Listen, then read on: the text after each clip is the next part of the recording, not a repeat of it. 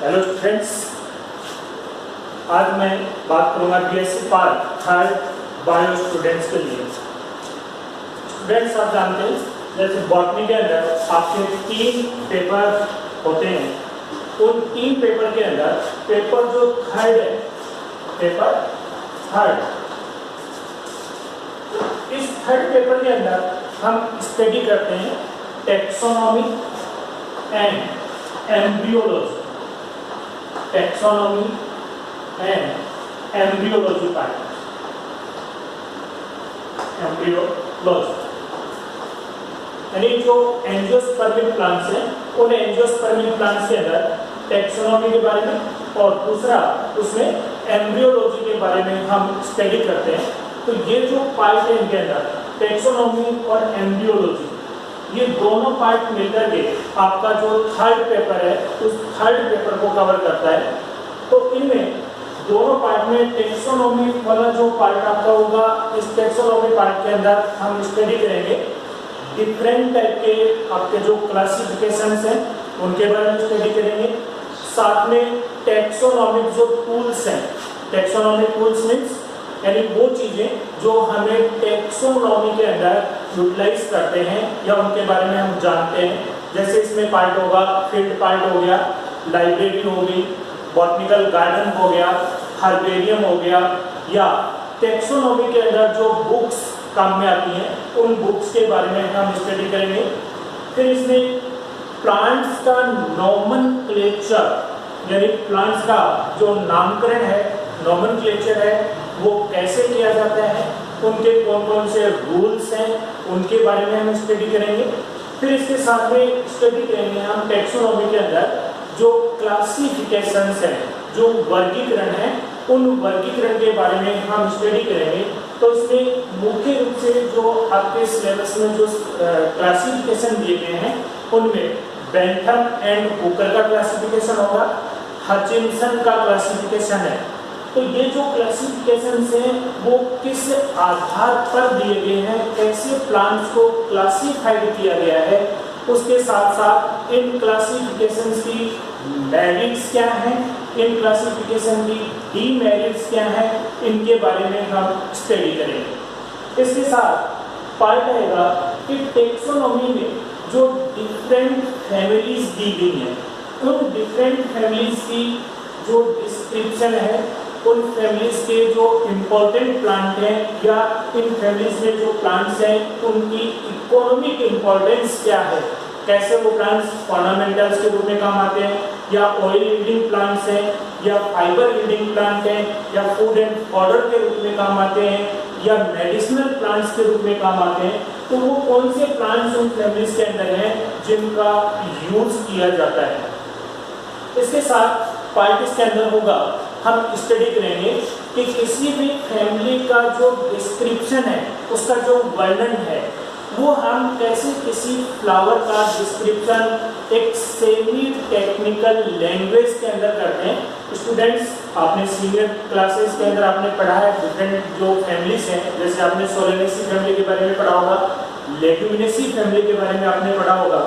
तो उन फैमिलीज का जो डिस्क्रिप्शन किया गया है सेमी टेक्निकल लैंग्वेज के अंदर, वो सेमी टेक्निकल लैंग्वेज है क्या, कैसे हम एक शब्द के द्वारा एक पूरा का पूरा पार्ट को हम डिस्क्राइब करते हैं। तो ये जो लैंग्वेज बनती है उसको हम बोलते हैं सेमी टेक्निकल लैंग्वेज। तो उस पार्ट में किस प्रकार से उन टर्म्स को हम यूज करते हैं और उन टर्म्स का उनके अंदर क्या अर्थ है, उनका क्या मीनिंग है, उसके बारे में हम स्टडी करेंगे।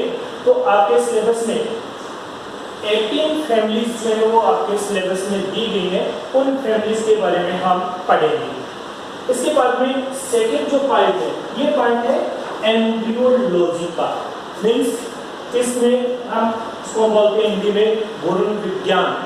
तो ये जो पार्ट इसके अंदर होगा, इस पार्ट के अंदर हम स्टडी करेंगे डिफरेंट जो पार्ट्स हैं एम्ब्रियोलॉजी के, मीन्स मेल गैमेटोजेनेसिस यानी जो मेल पार्ट है उनका डेवलपमेंट कैसे होगा, फीमेल गैमेटोजेनेसिस जो पार्ट है वो इसके अंदर कैसे होगा, यानी ओव्यूल वगैरह जो पार्ट कैसे बनेंगे, पोलन ग्रेन्स का फॉर्मेशन कैसे होता है, इसके बाद में इनमें पाए जाने वाले जो एम्ब्रियो सैक पार्ट है उसके बारे में पढ़ेंगे। इनमें डेवलपमेंट जो है एंडोस्पर्म का डेवलपमेंट है वो कैसे होगा, फर्टिलाइजेशन का प्रोसेस कैसे है, एम्ब्रियो का डेवलपमेंट कैसे होगा। इसके साथ कुछ टॉपिक्स जैसे पॉलीएम्ब्रियोनी क्या होता है, एपोमिक्सिस जो पार्ट है वो इसके अंदर क्या होता है। तो इन सभी चीजों को मिलाकर के ये पूरा का पूरा जो पार्ट है ये पार्ट आपका होगा एम्ब्रियोलॉजी का, यानी जो एंजियोस्पर्मिक प्लांट्स है। तो दोनों टाइप के जो एंजियोस्पर्मिक प्लांट्स हैं, मोनोकॉट्स और डाइकोट्स, उन दोनों पार्ट के अंदर एम्ब्रियो का जो डेवलपमेंट है मींस एम्ब्रियोजेनी, दो शब्द हैं एम्ब्रियोलॉजी एंड एम्ब्रियोजेनी। एम्ब्रियोजेनी का मतलब होता है development of embryo from zygote. Zygote से एम्ब्रियो का जो डेवलपमेंट है वो एम्ब्रियोजेनी कहलाता है। और एम्ब्रियोलॉजी के अंदर सारे पार्ट्स आ जाएंगे, means male and female gamete का फॉर्मेशन कैसे हुआ, इसमें फर्टिलाइजेशन का प्रोसेस कैसे हुआ, एंडोस्पर्म जो पार्ट है वो कैसे बना, कितने उसके टाइप्स हैं, वो सारी चीजें इंक्लूड की जाती हैं एम्ब्रियोलॉजी के अंदर। तो स्टूडेंट्स आज हम बात करेंगे पार्ट टैक्सोनॉमी वाला जो पार्ट है। और इस टैक्सोनॉमी पार्ट के अंदर जो सबसे ज्यादा टिपिकल पार्ट जिसमें स्टूडेंट्स को प्रॉब्लम आती है कि जब हम किसी फ्लावर का डिस्क्रिप्शन याद करते हैं तो एक या दो फ्लावर का तो याद हो जाता है, लेकिन जैसे ही किसी थर्ड फ्लावर का डिस्क्रिप्शन हम याद करते हैं तो वो तीनों पार्ट एक दूसरे के साथ मिक्स हो जाते हैं, पता नहीं चलता कि ये पार्ट इसके अंदर है या ये वाला पार्ट इसके अंदर है। तो इसको मैं आप लोगों को एक्सप्लेन करूँगा, आपको बताऊँगा। तो किसी फैमिली को हमें रटने की आवश्यकता नहीं है। उस फैमिली के अंदर यदि हमें दो चीज़ों का पता अगर हमें हो तो हम उस फ्लावर को डिस्क्राइब कर सकते हैं, यानी एक तो उसका फ्लोरल डायग्राम हमें याद रखना है और दूसरा उसके अंदर हमें उसका फ्लोरल फार्मूला जो पार्ट है वो हमें याद रखना है। तो यदि ये दो चीज़ें हमें याद हैं और जो सेमी टेक्निकल लैंग्वेज वाला जो पार्ट है वो यदि हमारा क्लियर है तो हमें उन चीज़ों को रखने की आवश्यकता नहीं है। हम उन दो चीज़ों को देख करके उस फ्लावर को डिस्क्राइब कर सकते हैं, उसका डिस्क्रिप्शन जो है वो आसानी से हम उसके अंदर लिख सकते हैं। इस पार्ट के अंदर मैं आपको जो सेमी टेक्निकल लैंग्वेज जिसके द्वारा हम किसी फ्लावर को डिस्क्राइब करते हैं उनमें कौन कौन सी टर्म्स हम यूज में लेते हैं। तो सबसे पहले तो हमें ये समझना होगा कि किसी फ्लावर की जो स्ट्रक्चर है वो क्या है। फ्लावर की स्ट्रक्चर पार्ट, उसकी संरचना क्या है। तो यदि हम किसी फ्लावर पार्ट को देखें तो उस फ्लावर के अंदर इन जनरल आप देखते हैं इस प्रकार की संरचनाएं आपको देखने को मिलती हैं।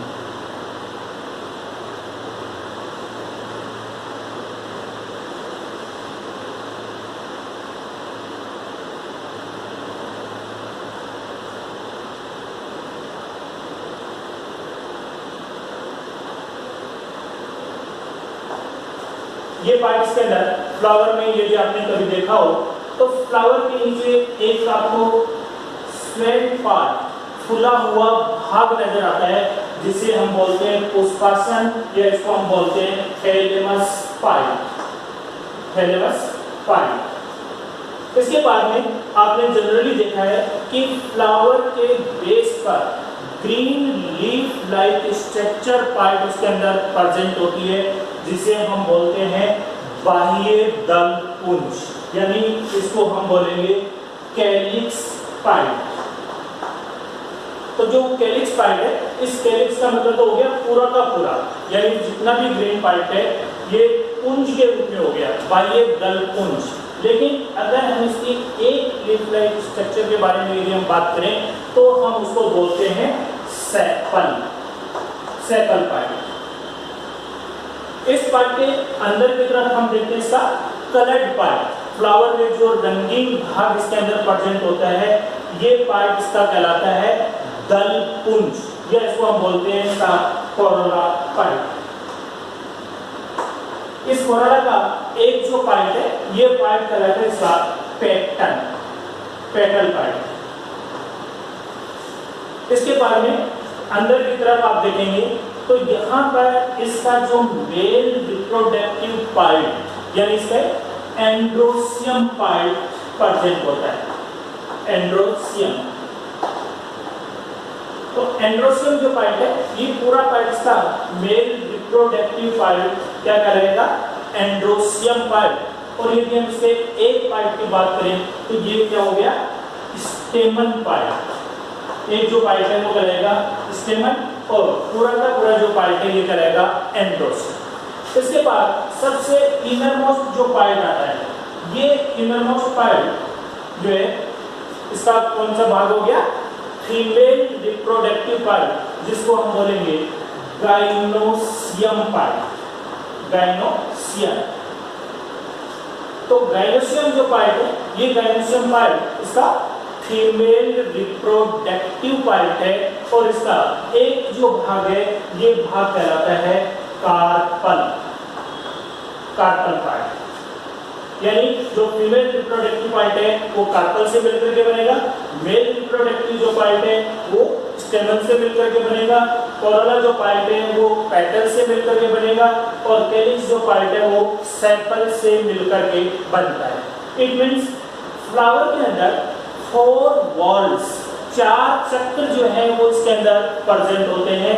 बाहर की तरफ कोरोला और कैलिक्स पार्ट, ये दोनों जो पार्ट है ये दोनों पार्ट किस प्रकार के हैं, नॉन रिप्रोडक्टिव पार्ट हैं और ये भाग किसके कहलाते हैं, एक्सेसरी वॉल इनको हम बोलते हैं, यानी ये सहायक चक्र हैं दोनों, पेटल्स एंड सेपल, ये दोनों एक्सेसरी वॉल्स हैं।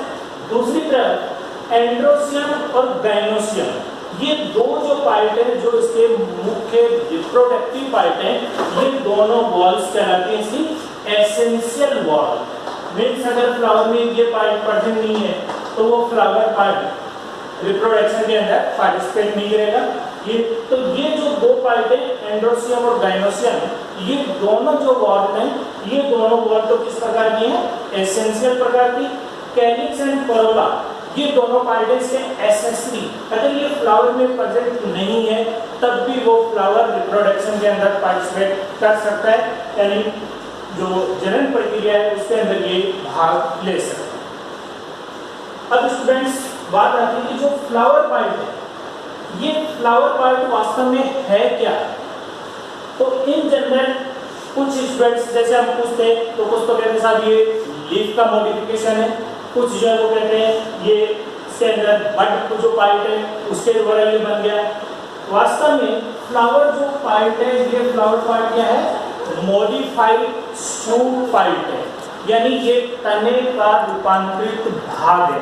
अब इसको हम कैसे कह सकते हैं साहब ये शूट का ही मॉडिफाइड फॉर्म है।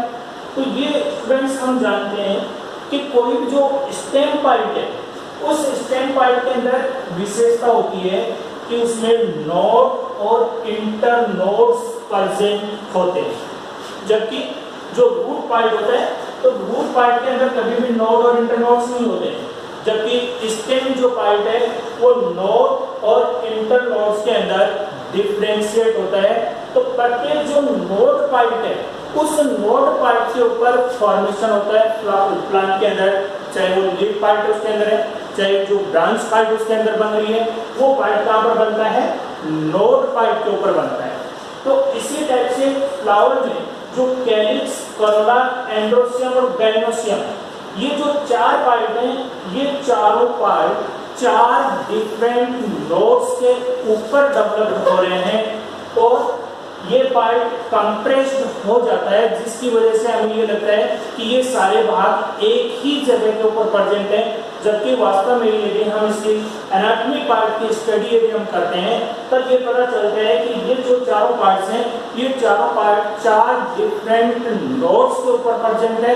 तो इसके बेसिस पर हम ये कह सकते हैं कि जो फ्लावर पार्ट है ये फ्लावर पार्ट इसका शूट पार्ट का मॉडिफिकेशन पार्ट है। अब इनमें हम बात करते हैं कि किसी भी फ्लावर जो पार्ट है उस फ्लावर पार्ट का डिस्क्रिप्शन हम सेमी टेक्निकल लैंग्वेज के अंदर कैसे करते हैं। तो फ्लावर का सेमी टेक्निकल लैंग्वेज के अंदर जो इसका जो डिस्क्रिप्शन है ये डिस्क्रिप्शन पार्ट हम इसको 2 पार्ट में डिवाइड करते हैं। यानी एक तो इसका वेजिटेटिव भाग और दूसरा पार्ट आ गया इसका फ्लावर का या रिप्रोडक्टिव पार्ट। तो जो वेजिटेटिव कैरेक्टर्स हैं उन वेजिटेटिव कैरेक्टर्स के अंदर हम डिस्क्राइब करते हैं इसके रूट पार्ट को, इसके स्टेम पार्ट को और फिर इसके जो लीव्स पार्ट हैं उनको डिस्क्राइब करते हैं। ये तीनों पार्ट इसके वेजिटेटिव कैरेक्टर्स हो गए। और रिप्रोडक्टिव पार्ट वाला जो है इसके अंदर हम फ्लावर पार्ट को डिस्क्राइब करते हैं। तो कौन कौन से पार्ट्स या कौन कौन से शब्द या टर्म्स हम इसके अंदर यूटिलाइज करते हैं, इनको हम वन बाय वन करके स्टडी इनके अंदर हम करेंगे। तो ये जितना भी पार्ट इसमें आप देखेंगे इनमें हम देखेंगे कि स्टेम को कैसे डिस्क्राइब करेंगे, रूट पार्ट को हम कैसे डिस्क्राइब करेंगे और जो फ्लावर के कैरेक्टर्स हैं वो हम कैसे डिस्क्राइब करेंगे और उसके साथ हम फ्लोरल फार्मूला कैसे लिखते हैं और फ्लोरल डायग्राम कैसे बनाते हैं, ये मैं आपको नेक्स्ट लेक्चर के अंदर बताऊंगा। Thank you students, thank you.